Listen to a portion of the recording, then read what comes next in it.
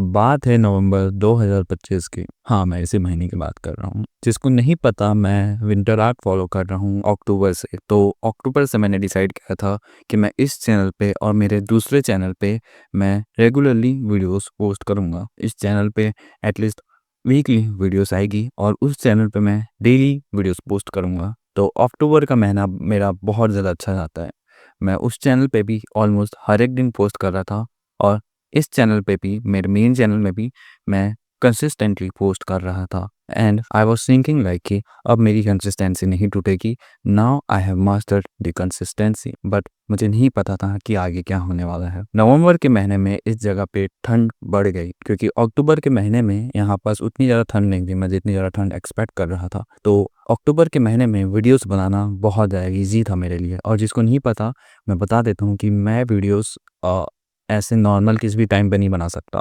मैं वीडियो सिर्फ सुबह-सुबह बनाता हूँ जब आस-पास कोई नहीं रहता और मैं गाड़ी से कहीं भी दूर जा सकता हूँ, वहाँ पर जाके वीडियो बनाता हूँ मैं। जो मेरी पिछली वीडियोज़ देखता है उसको ये सब पता होगा। तो हुआ ये कि जैसे ही ठंड बढ़ी तो हमारी बॉडी का रिस्पॉन्स ये होता है कि हमें सुबह रज़ाई चाहिए, हमें सुबह गर्मी चाहिए। तो मैं सुबह जल्दी उठ ही नहीं पा रहा था। No matter how hard I try, no matter what I did, मैंने अलार्मी वाला जो ऐप है वो यूज़ कर लिया। मैंने दुनिया के सारे अलार्म क्लॉक्स यूज़ कर लिया बट मैं सुबह जल्दी नहीं उठ पा रहा था। एंड स्टार्टेड टू बग मी क्योंकि 1 दिन हो गया मैंने वीडियो नहीं डाली, चलता है। 2 दिन हो गया मैं वीडियो नहीं डाला, चलता है। 3 दिन हो गया और मैंने वीडियोस नहीं डाली थी। तब मुझे थोड़ा डर लगने लग गया कि मेरी कंसिस्टेंसी ना टूट जाए।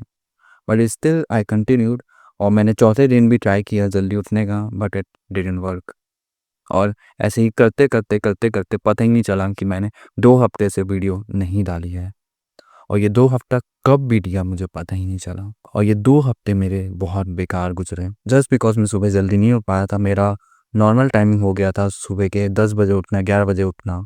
तो मेरी कंसिस्टेंसी बहुत ज़्यादा टूट गई थी, not just in videos, even in normal things. जो नॉर्मल जो लाइफ़ की चीज़ें होती हैं उसमें भी मेरी कंसिस्टेंसी टूट गई थी। मैं ना ही अच्छे से क्लाइंट के लिए वीडियो एडिट्स कर पा रहा था। मैंने बहुत ज़्यादा डिलेज़ किए हैं क्लाइंट के लिए वीडियो एडिट करने के लिए। इन 2 हफ्तों में मेरा धीरे-धीरे जिम भी छूटने लग गया। मैंने जिम 1 ही महीने पहले जॉइन किया है और वो बहुत ज़्यादा कंसिस्टेंटली मैं जिम को जा रहा था। बट जस्ट बिकॉज़ ये 2 हफ्ते मैं सुबह जल्दी नहीं उठ पा रहा था, मेरे दिमाग से जिम का भी ख़्याल उठते जा रहा था और धीरे-धीरे मैं जिम भी जाना छोड़ रहा था। फिर मेरी जर्नलिंग की जो हैबिट थी वो भी धीरे-धीरे जाने लगी। मेरी बैड हैबिट्स भी सामने आने लगी। मैं सुबह और ज़्यादा लेट उठने लग गया और everything and everything became a mess. और तब मैं बहुत ज़्यादा बुरे फेज़ से गुज़र रहा था। तो everything was feeling like what I will do now, अब इसके बाद क्या? मुझे ये यूट्यूब ख़त्म करने का भी आइडिया आया कि what I will do of this channel वगैरह-वगैरह। जो नेगेटिव थॉट्स जो आते हैं, जो तुम्हारी नेगेटिव सेल्फ टॉक रहती है, वो मेरे दिमाग में चढ़ने लगी and I started to become more sad, more depressed and मेरे लिए कुछ भी वर्कआउट नहीं कर रहा था। बट अगर तुम अभी देखोगे तो मैंने पिछले 2 दिनों से कंसिस्टेंटली वीडियो डाली है इस चैनल पे। मैंने डिसाइड किया है कि मैं हर 2 दिन में 1 वीडियो डालूँगा। पर ऐसा मैं कैसे कर पा रहा हूँ? इट्स जस्ट बिकॉज़ कि मैंने खुद को एक सेकंड चांस दिया। Second chance for proving my self, second chance for posting more videos I can. But ये चीज़ मैंने की कैसे? मैंने खुद को सेकंड चांस दिया कैसे? मैं उस डिप्रेशन वाले उस सैड फेज़ से बाहर कैसे निकला? ये सब कमाल था इन 5 चीज़ों का। ये जो 5 चीज़ें थी उन्होंने मुझे बहुत ज़्यादा हेल्प की बाहर निकलने के लिए। और ये 5 चीज़ें समझने के लिए तुम्हें ह्यूमन साइकोलॉजी को थोड़ा समझना पड़ेगा। जब भी तुम कोई काम करने की कोशिश करते हो, जब भी तुम कोई डीप स्टेट में जाने की कोशिश करते हो, फ्लो स्टेट में जाने की कोशिश करते हो, वो बहुत बार फेल इसके वजह से होता है क्योंकि तुम्हारे पास मोमेंटम नहीं होता। तुम्हारे दिमाग को, तुम्हारी बॉडी को मोमेंटम चाहिए किसी न किसी प्रकार का, ताकि तुम काम जारी रख सको। जैसे ही तुम्हारी मोमेंटम खत्म हुई, वैसे ही तुम्हारी सारी चीज़ फॉल अपार्ट करना शुरू कर देंगी। मान के चलो तुम अभी 1 महीने के सेल्फ इम्प्रूवमेंट में जा रहे हो और तुम हर एक चीज़ अच्छे से कर रहे हो। तुमने 1 महीने हर एक चीज़ अच्छे से की। तुम सुबह जल्दी भी उठ रहे हो, जर्नलिंग कर रहे हो, वर्कआउट कर रहे हो, सब कर रहे हो। लेकिन एक भी दिन अगर तुमने सुबह उठना मिस कर दिया, 1 हफ्ता भी अगर तुमने सुबह जर्नलिंग करना मिस कर दिया या वर्कआउट करना मिस कर दिया, तो वो एक चीज़ तुम्हारे पूरे मोमेंटम को ख़त्म करके रख देगी। और यही मेरे साथ हुआ। तो मोमेंटम चाहिए तुम्हें। अब मैं एक्सपेक्ट कर रहा हूँ कि तुम अगर ये वीडियो देख रहे हो तो तुम्हारा मोमेंटम ख़त्म हो गया ये वाला। तो ये मोमेंटम को तुम्हें पहले रीबिल्ड करना पड़ेगा ताकि तुम अपने डिज़ायर्ड टास्क को कर पाओ। तो ये कैसे करना है? ये कर सकते हो तुम 5 चीज़ों से जो मैंने खुद ट्राई की और जो कि मैं तुम्हें भी रिकमेंड करूँगा। तो अगर तुम्हें जानना है कि ये सब चीज़ें क्या हैं, तो एक पेन एंड पेपर निकाल लो और इसको लिख लेना मैं जो भी बोल रहा हूँ, क्योंकि it's very very important for you to write it, क्योंकि तुम भूल जाओगे इसके बाद। अभी सिर्फ एक काम करो, अपने एक कोई भी एक ऐसी कॉपी निकालो और उसके ऊपर लिखना चालू करो। It's very very important. First habit जो मैंने अपनी मोमेंटम बढ़ाने के लिए किया वो है क्लीन योर रूम। तुम अभी अपने रूम को देखो, अगर तुम अभी एक डिप्रेस्ड फेज में चल रहे हो, अगर तुम एक ऐसे फेज में चल रहे हो जहाँ पास तुम्हारी लाइफ में मोमेंटम नहीं है, तो आई कैन गारंटी यू कि तुम्हारा रूम भी अभी एक मैस होगा। तुम्हारे रूम में चीज़ें उधर इधर पड़ी होगी, या तो तुम्हारा टेबल बिखरा होगा, या तो तुम्हारा बेड बहुत ज़्यादा बेकार होगा, या तो तुम्हारा जो अलमारी है उसमें बहुत सारी चीज़ें पड़ी होंगी जो वहाँ पास नहीं होनी चाहिए। तो तुम्हें सबसे पहले यही काम करना है। तो तुम अभी सोच रहे होगे मैं तुम्हें अपना रूम क्लीन करने के लिए क्यों बोल रहा हूँ। देखो समझो, तुम्हारे पास अभी कोई भी मोमेंटम नहीं है। हार्ड टास्क करने के लिए तुम्हें मोमेंटम चाहिए। तुम्हारा भी माइंड बहुत ज़्यादा फक्ड अप होगा, डिप्रेस्ड होगा, सैड होगा, तो फिर तुम्हें उसको ठीक करने के लिए कुछ ना कुछ चाहिए। तो तुम्हें अपने दिमाग को डीक्लटर करने के लिए तुम्हें अपने सराउंडिंग को पहले डीक्लटर करना पड़ेगा। तुम्हें अपनी सराउंडिंग को साफ करना पड़ेगा ताकि तुम एक फ्रेश माइंड के साथ एक नए इन्वायरमेंट में जा सको। तुम्हें अपना इन्वायरमेंट चेंज करने की बहुत ज़्यादा ज़रूरत है अभी। तो अभी कुछ मत करो, उठो, अपने रूम को साफ करना चालू करो। चाहे अपने टेबल को साफ करो, अपने बेड शीट को साफ करो, या फिर कुछ भी करो, बस अपने रूम को साफ करना शुरू करो। क्योंकि मैं तुम्हें बता रहा हूँ ये चीज़ बहुत ज़्यादा हेल्पफुल रहेगी। ये तुम्हारे माइंड को बहुत ज़्यादा काम कर देती है। ये एक साइंटिफिक प्रूवन फैक्ट है बाय द वे। ये तुम्हारे माइंड को बहुत ज़्यादा काम कर देगी, तुम्हें पीसफुल बना लेगी और तुम्हारे माइंड को डीक्लटर कर देगी, जिससे तुम बहुत अच्छे से सोच पाओगे और तुम बाद में अच्छे डिसीजंस ले पाओगे, जाके तुम्हारा मोमेंटम बढ़ता रहे। तो please start cleaning your room right now. Second चीज़ जो मैं करता था अपने माइंड को डीक्लटर करने के लिए वो है वॉकिंग डेली। तुम्हें रोज़ चलना चालू करना चाहिए। ये साइंटिफिकली प्रूवन है कि तुम्हारे माइंड को पीस मिलता है जैसे ही तुम अपने घर के बाहर जाते हो और नेचर में चलते हो। अब आई नो तुम्हारे लिए चलना उतना ज़्यादा आसान नहीं होगा। तुम इंडिया के बहुत अजीब सिटी में होगे जहाँ पास चलना सेफ नहीं है, मैं समझ सकता हूँ। तुम अपने छत में जाओ और वहाँ चलो, कोई एक गार्डन है आसपास, वहाँ जाके चलो, बट चलना बहुत ज़्यादा ज़रूरी है। तुम जितना चलोगे, तुम जितना अपने घर से बाहर निकलोगे, उतना तुम्हारा मोमेंटम बढ़ेगा, उतना तुम्हारे माइंड डीक्लटर होगा। क्योंकि वॉकिंग एक ऐसी चीज़ है, एक मेडिटेटिव स्टेट की तरह है, जिसमें तुम अपने आप को ही ऑब्जर्व कर सकते हो, अपनी सराउंडिंग को ऑब्जर्व कर सकते हो। और ये मेडिटेशन से बहुत ज़्यादा ईजी है। तुम्हें चलना ऑलरेडी आता है, तो इसके लिए ज़्यादा तुम्हें कुछ सीखने की ज़रूरत नहीं है। तुम्हें बस अपने घर के बाहर निकलना है और चलना चालू करना है। मुझे याद है मैं जब चलना चालू किया था तो मैं ज़्यादा नहीं चल पाता था, क्योंकि मुझे चलने की उतनी ज़्यादा आदत नहीं है। बट मैं जैसे जैसे चलना चालू किया तो वो धीरे धीरे 2 के कदम हुए, फिर वो 3 के हुआ, फिर वो 4 के हुआ, फिर मैं धीरे धीरे 10,000 स्टेप्स की ओर बढ़ता गया। और ऐसे ही मैंने अपने माइंड को डीक्लटर किया। मैंने नोटिस किया कि मैं अपने आप को अच्छे से सेल्फ ऑब्जर्व कर पा रहा हूँ और मैं अपने लाइफ के बारे में और भी बहुत अच्छे से थिंकिंग कर पा रहा हूँ, बहुत ज़्यादा क्लियरली सोच पा रहा हूँ। So I hope you will apply this step in your life. तीसरी चीज़ जो मैं तुम्हें रिकमेंड करूँगा वो है अपने थॉट्स को पेपर में लिखना। ये चीज़ वैसे तो सभी के लिए ज़रूरी है, बट स्पेशली इंडियन मेल्स के लिए बहुत ज़्यादा ज़रूरी है, क्योंकि हमारी इंडियन सोसाइटी में इंडियन मेल्स को ये कहा जाता है कि अपनी इमोशंस को दबा के रखो, अपनी इमोशंस को सप्रेस करके रखो instead of controlling it, which creates a lot of inner turbulence inside Indian males. तो तुम्हें अपने थॉट्स को लिखना चालू करना है। तुम अभी अपने लाइफ के एक ऐसे सिचुएशन में हो जहाँ तुम्हारे दिमाग के अंदर बहुत सारी चीज़ें चल रही हैं, तुम्हारे दिमाग के अंदर बहुत सारे थॉट्स आ रहे हैं, तो तुम्हें उसको कहीं ना कहीं लेट आउट करना पड़ेगा, वरना तुम पागल हो जाओगे। So what you have to do is कि take a sheet of paper, एक कोई भी जर्नल ले लो या एक शीट ऑफ पेपर ले लो और उसके ऊपर अपनी ना थॉट्स को लिखना चालू करो। जो भी तुम्हारे थॉट्स आ रहे हैं, जितने भी गंदे, जितने भी अच्छे, ऑप्टिमिस्टिक, नाइलिस्टिक, जो भी तुम्हारी सोच है वो सब के सब उस पेपर पे लिखना चालू करो। And keep that paper very very private to you. क्योंकि जब तक तुम्हें ये डर रहेगा कि कोई ना कोई इसको पढ़ लेगा, तो फिर तुम उसके ऊपर अपनी सोच को अच्छे से नहीं लिख पाओगे। और ये किसी और के लिए है भी नहीं, ये सिर्फ तुम्हारे लिए है।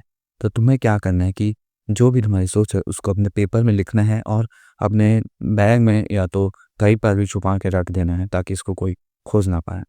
इससे होगा ये कि तुम्हारा माइंड जो है वो डीक्लटर होगा।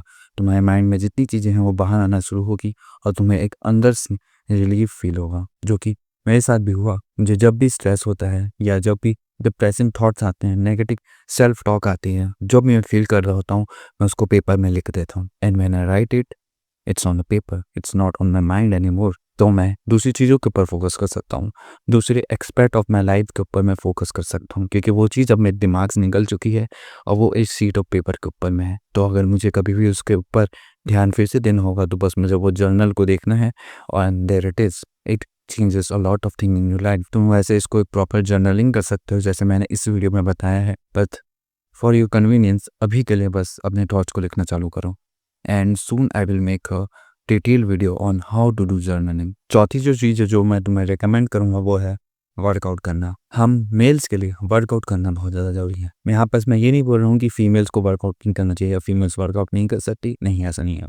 फीमेल्स को भी वर्कआउट करना चाहिए, उनके लिए भी ये बहुत ज़्यादा ज़रूरी है, but specially for us man it's something else. Workout सिर्फ फिजिकल वर्कआउट नहीं होता, वो एक मेंटल वर्कआउट भी होता है हमारे लिए, वो एक मेडिटेशन की तरह होता है हमारे लिए।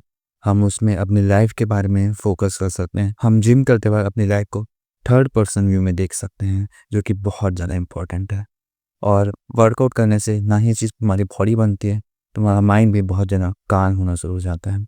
अब तुम सोच रहे होगे, तुम अपनी इतने ज़्यादा डिप्रेसिंग माहौल में हो, तुम कहाँ जिम जाओगे। मैं यहाँ पर तुम्हें जिम जाने के लिए बोल भी नहीं रहा हूँ, यहाँ पर तुम्हें नॉर्मल घर में बैठ के वर्कआउट करना है। पुशअप, पुल अप्स, स्क्वाट्स, अगर तुम्हारे पास डंबल्स हैं तो डंबल, कर्ल्स, प्रेसेस वगैरह वगैरह, जो भी तुम घर में कर सकते हो, जो भी तुम अभी अभी ये वीडियो बंद करने के बाद कर सकते हो, वो वर्कआउट करना है। मे बी तुम स्पोर्ट्स खेल सकते हो बाहर जाके, अगर तुम जा सकते हो बाहर तो। लेकिन अगर स्पोर्ट्स खेलना भी तुम्हारे लिए हाथ में नहीं है, तो फिर तुम वर्कआउट कर सकते हो। Workout will change a lot of thing in your life, क्योंकि ऑब्वियसली बॉडी बिल्डिंग बहुत ज़्यादा ईजी नहीं है, रिजल्ट देखने में टाइम लगता है। पर वो जो तुम वर्कआउट ख़त्म करते हो ना, एक फुल रेप्स मारते हो, फेलियर तक जब तुम हिट करते हो, तब जो फीलिंग आती है अंदर से, it's something else. It boosts your confidence, it's so much beautiful. जो ये करता है वो ये जानता है। तुम कभी किसी एथलीट या किसी वर्कआउट जैसे साकेत भाई के वीडियोस देख लो, जब भी वो वर्कआउट अपने कंप्लीट करते हैं तो तुम्हें वो देख के एकदम अंदर से एड्रेनलिन फील होता है, मतलब कुछ ना कुछ स्पेशल फील होता है, राइट। वो चीज़ हम सब मर्दों के अंदर है आई थिंक। तो you should also start working out. जो भी तुम करो, पुशअप, पुल अप, बस वर्कआउट करो, it will change a lot of thing. इसीलिए तो ज़्यादातर जो सेल्फ इम्प्रूवमेंट कंटेंट क्रिएटर्स है वो तुम्हें सबसे पहले जिम जाने के लिए बोलते हैं, क्योंकि gym clears out many things in your life. So you should start working out as soon as possible. The fifth advice I will give to you is start reading something. अब ये वाला भाग कुछ लोगों के हार्ड हो सकता है, क्योंकि जब भी मैं रीडिंग बोलता हूँ या लोग रीडिंग सुनते हैं, तो उन्हें लगता है कि उन्हें ये सब बुक्स पढ़नी पड़ेंगी या कोई एकदम हार्ड लेवल की बुक्स पढ़नी पड़ेंगी। मैं यहाँ बस वैसी रीडिंग की बात नहीं कर रहा हूँ। ऑब्वियसली अगर तुम्हारा मन है तो तुम ये पढ़ सकते हो, बट मुझे भी ये पढ़ने में पूरा 1 साल लग गया था, क्योंकि मेरी इंग्लिश उतनी अच्छी नहीं थी उस समय। बट मैं यहाँ बस ये सब पढ़ने की बात नहीं कर रहा हूँ, मैं यहाँ बस कुछ भी पढ़ने की बात कर रहा हूँ, कुछ भी। तो मैं अभी ये नहीं देखना है कि मुझे सेल्फ हेल्प वाली बुक्स पढ़नी है, सेल्फ इम्प्रूवमेंट वाली बुक्स पढ़नी है, मुझे कोई वैल्यूबल बुक पढ़नी है, कोई वैल्यूबल इंसाइट चाहिए तुम्हें, नहीं। तुम्हें अभी सिर्फ अपना मोमेंटम बनाना है। इसलिए तुम्हें कोई भी सिंपल से सिंपल बुक तुम पढ़ सकते हो। तुम कॉमिक्स पढ़ सकते हो, इवन कॉमिक्स, तुम नॉवेल्स पढ़ सकते हो, तुम्हें जो पढ़ना है तुम वो पढ़ो। एनसीईआरटी की बुक निकाल के पढ़ लो, पर कुछ पढ़ना चालू करो। ये साइंटिफिकली प्रूवन है कि डेली रीडिंग से तुम्हारे माइंड शार्पर होती है और तुम्हें अपनी ज़िंदगी में डायरेक्शन दिखना चालू होता है। ये चीज़ बहुत ज़्यादा इंपॉर्टेंट है, ये स्टेप बहुत ज़्यादा इंपॉर्टेंट है, क्योंकि अभी तक मैंने जितनी चीज़ें बताई हैं वो थोड़ी सी ईजी लेवल की हैं। मुझे पता है तुम सबके सब कर लोगे, but reading will challenge you a lot, क्योंकि ये जो बुक है ना, ऐसे पकड़ के बैठ के रीड करने में बहुत टाइम लगता है, बॉडी का फोकस लगती है।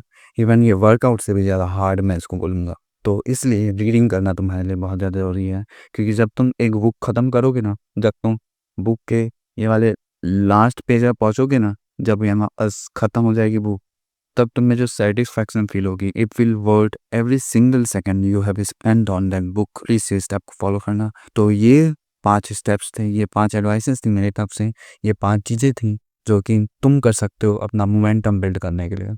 मोमेंटम बिल्ड करना बहुत ज़्यादा इम्पोर्टेंट है, क्योंकि तुम जब अपने रियल काम के लिए जाओगी तो तुम्हारे पास कुछ ऐसा रहना चाहिए जिससे तुम कॉन्फिडेंट फील करो। ये 5 चीज़ डील करने से या वन बाय वन करने से तुम्हारा मोमेंटम बढ़ेगा और तुम्हारी कॉन्फिडेंस तुम्हारे दिमाग में बढ़ेगी और सेल्फ कॉन्फिडेंस तुम्हारे दिमाग में बूस्ट होगा, जिससे तुम और भी हायर टास्क कर पाओगे। तुम्हारा इंपॉर्टेंट वर्क है उसको तुम कर पाओगे, which is very very powerful. तो ये सारी चीज़ को अप्लाई करके देखना अपनी लाइफ में और कमेंट में बताना कि कैसा लगा। I wish the best for you.